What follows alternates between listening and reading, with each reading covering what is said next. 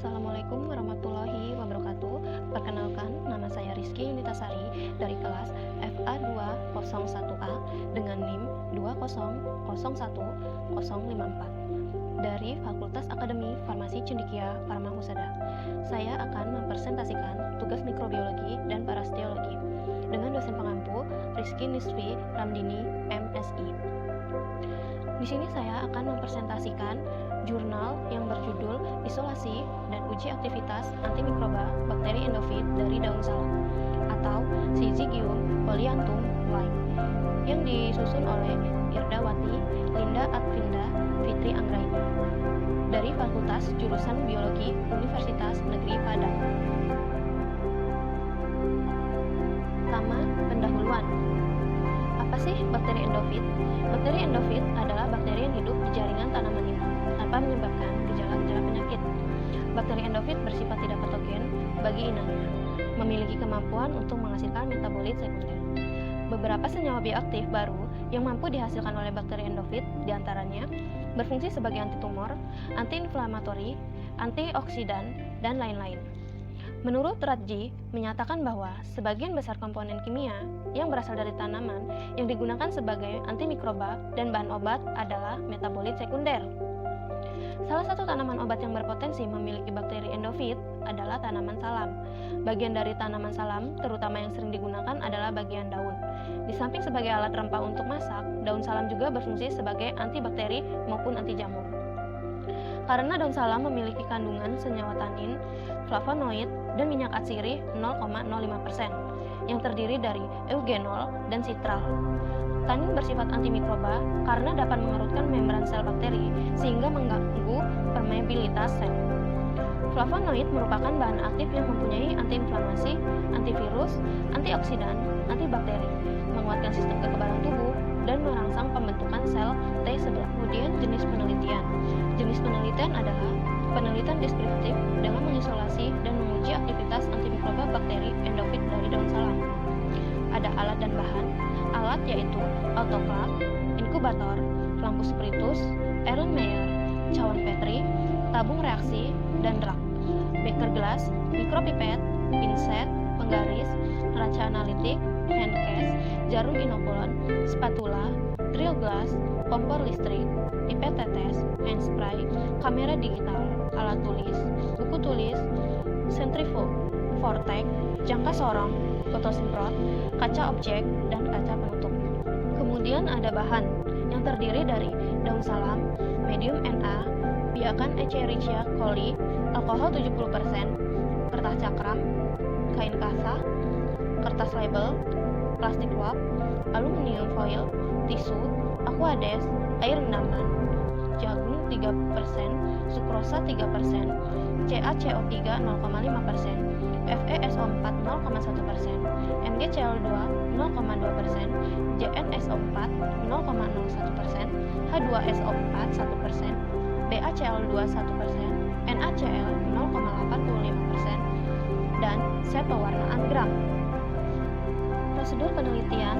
Yang pertama, persiapan penelitian terdiri dari sterilisasi alat, pembuatan medium nutrien agar atau Na, pembuatan medium produksi antimikroba.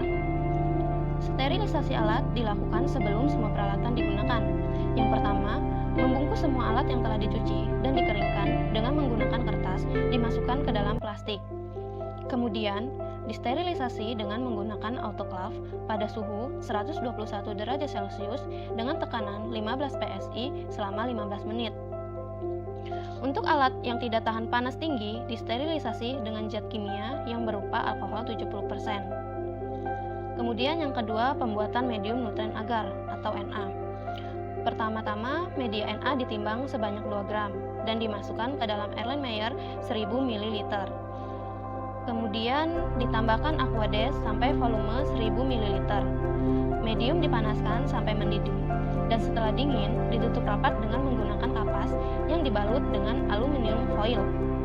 Kemudian sterilisasi dalam autoklav pada temperatur 121 derajat Celcius pada tekanan 15 PSI selama 15 menit. Kemudian pembuatan medium produksi antimikroba.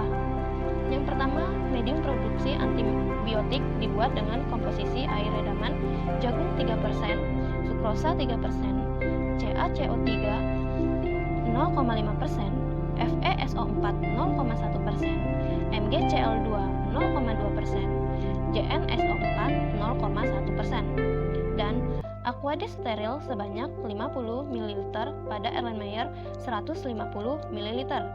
Kemudian, medium disterilisasi di dalam autoklaf pada suhu 121 derajat Celcius dan tekanan 15 PSI selama 15 menit. Yang kedua, pelaksanaan penelitian yang terdiri dari pengambilan sampel daun salam. Memetik daun salam sebanyak 3 helai daun teratas dari pucuk daun tanpa adanya kerusakan satu tangkai. Sampel daun salam dibersihkan dari kotoran dengan cara mencucinya dengan air mengalir selama 10 menit. Selanjutnya di permukaan dengan menggunakan alkohol 70% selama 1 menit. Kemudian cuci dengan Aquades steril, natrium hipoklorit atau Beclin selama 5 menit. Alkohol kembali selama 30 detik dan terakhir dicuci kembali dengan Aquades steril. Daun yang telah dibersihkan selanjutnya dipotong dengan menggunakan gunting dengan ukuran 2 x 2 cm. Lalu ada isolasi bakteri endofit. Isolasi dilakukan dengan cara menuangkan medium Na yang telah dicuci ke dalam cawan Petri steril.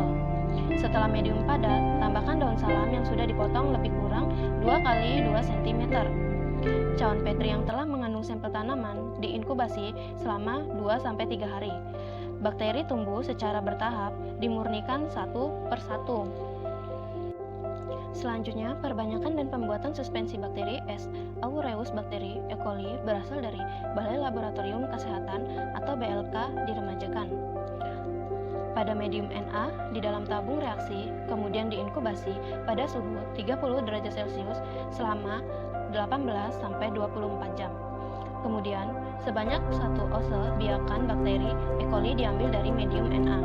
Kemudian, disuspensikan ke dalam NaCl 0,85% sama dengan standar larutan MC Verlan 3 x 108 sel per mililiter dengan skala 0,5. Standar kekeruan MC Verlan dibuat dengan cara 0,5 ml larutan BaCl 21% ditambah dengan 9,5 ml H2SO4 1%. Kemudian ada pewarnaan gram.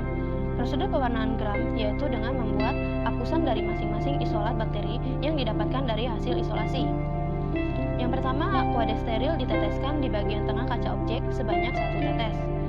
Lalu biakan bakteri diambil dengan menggunakan jarum ose dan dicampurkan dengan Aquades steril yang ada pada kaca objek. Biakan tersebut disebarkan dan dibuat campuran yang tipis dan merata pada suatu area dengan diameter sekitar 1 cm. Apusan dibiarkan kering di udara. Selanjutnya, difiksasi dengan cara melewatkan 2-3 kali di atas nyala lampu spiritus. Apusan digenangi dengan kristal violet dan dibiarkan selama 1 menit. Selanjutnya, dicuci dengan air mengalir menggunakan botol pijit. Apusan digenangi kembali dengan lugol dan dibiarkan selama 1 menit. Selanjutnya, apusan dicuci dengan air mengalir. Apusan dilunturkan dengan menggunakan etil alkohol 95%, setetes demi setetes, hingga kristal violet tidak ada lagi yang mengalir dari apusan. Kemudian dicuci dengan air mengalir. Selanjutnya apusan diwarnai dengan pewarnaan safaranin selama 45 detik. Kemudian dicuci dengan air mengalir. Langkah terakhir prosedur pewarnaan gram adalah apusan dikeringkan dengan kertas saring. Setelah tahap tersebut selesai, apusan diamati di bawah mikroskop. Lalu ada produksi antimikroba. Yang pertama, biakan bakteri endofit yang diremajakan diinokulasikan sebanyak 1-2 ose pada medium produksi antimikroba. Lalu inkubasi pada suhu kamar selama 24 jam.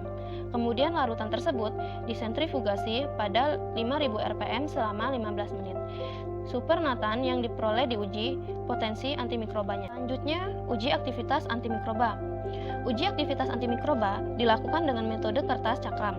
Disediakan medium Na pada can Petri.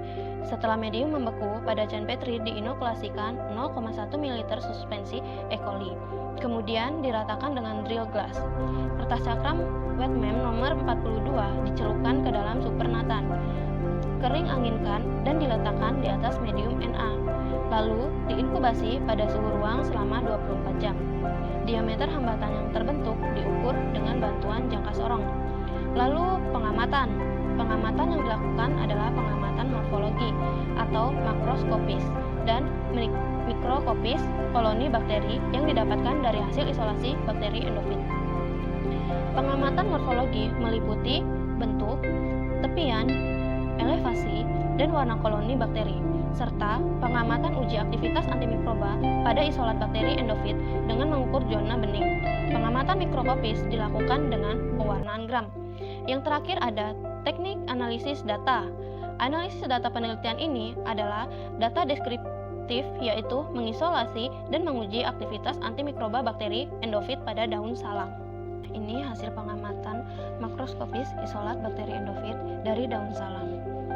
Hasil isolat bakteri endofit dari daun salam ditemukan 11 isolat yang menunjukkan karakteristik morfologi yang berbeda-beda. Dapat dilihat pada tabel 1.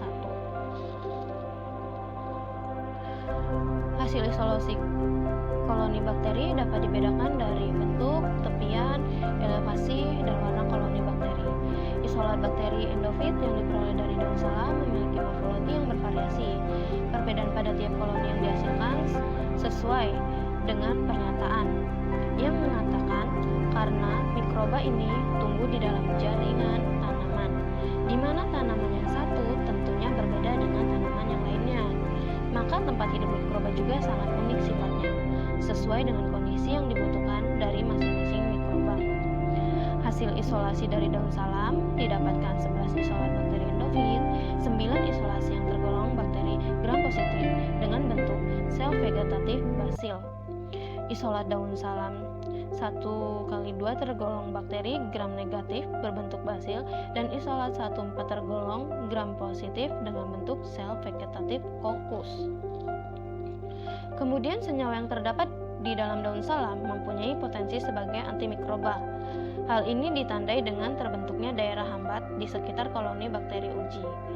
Adanya daerah zona hambat di sekeliling bakteri menandakan adanya kemampuan isolat bakteri endofit menghasilkan metabolit sekunder berupa senyawa antimikroba yang mampu menghambat pertumbuhan bakteri E. coli.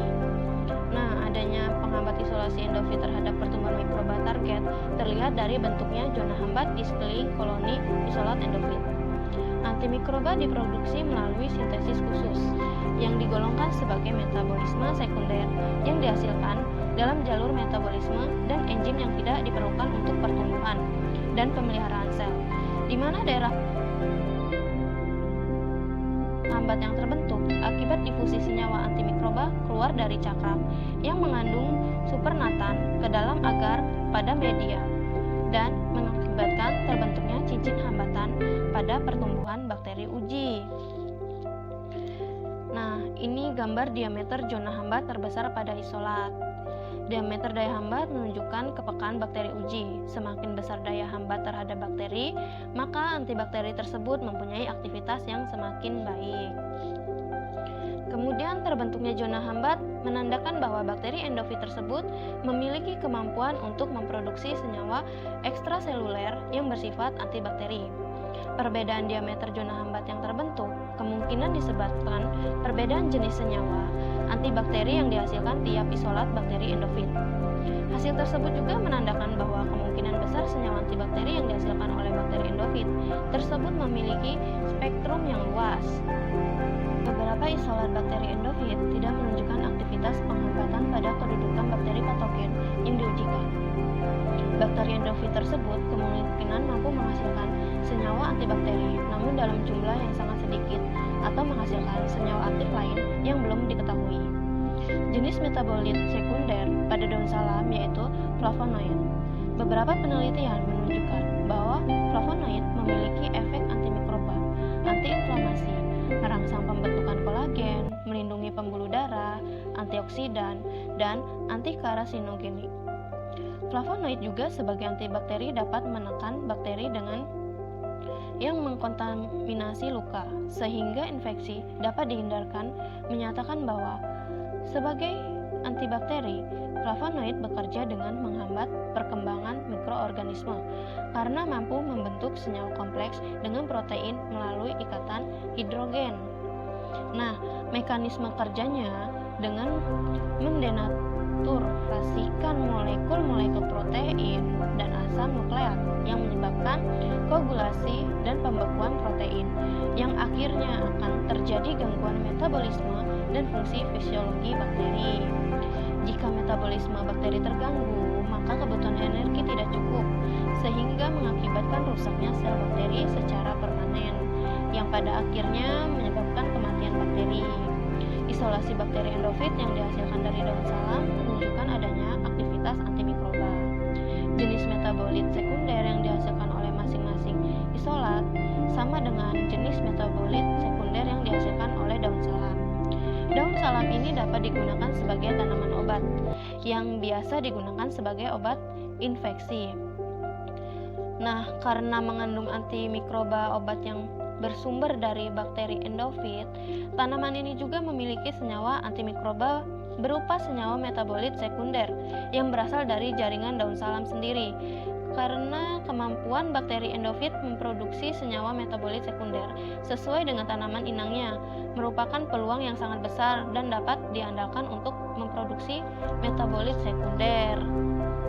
Yang keempat, ada penutup, yaitu kesimpulan hasil penelitian dan pembahasan yang telah dilakukan dapat disimpulkan sebagai berikut. Yang pertama, didapatkan 11 isolasi bakteri endofit dari isolasi daun salam, 10 termasuk gram positif, bentuk sel vegetatif basil dan kokus, dan 1 isolat gram negatif dengan bentuk basil. Dihasilkan 5 isolat bakteri endofit yang mempunyai aktivitas antimikroba, dan isolat daun salam mempunyai kemampuan tinggi dalam menghambat bakteri uji dengan zona hambat 6,42 ml. Sarannya disarankan untuk dilakukan penelitian lebih lanjut uji biokimia sehingga dapat diketahui spesies bakteri endofit dari daun salam serta jenis senyawa antimikroba yang dihasilkan dari bakteri endofit ini.